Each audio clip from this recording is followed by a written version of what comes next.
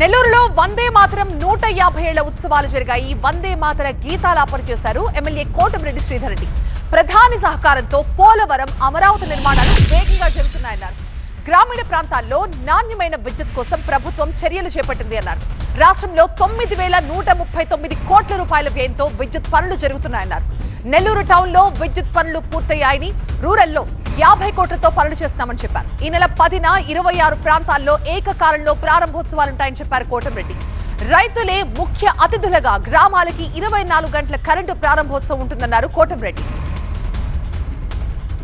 రాష్ట్ర ముఖ్యమంత్రి చంద్రబాబు నాయుడు గారి సారథ్యంలో 9,139 కోట్ల రూపాయల వ్యయంతో రాష్ట్రం అంతా కూడా ఒక గ్రామీణ ప్రాంతాల్లో 24 గంటల కరెంటు, అంతరాయం లేని కరెంటు, నాణ్యమైన కరెంటు, రీఫేస్ కరెంటు పనులు చురుగ్గా సాగుతున్నాయి.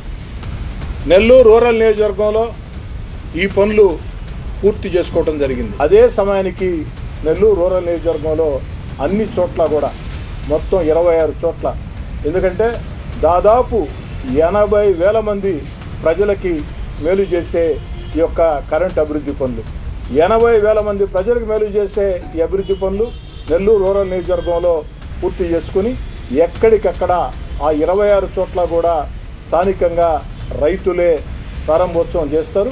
స్థానిక నాయకులందరూ కూడా ముఖ్య అతిథులుగా పాల్గొంటారు.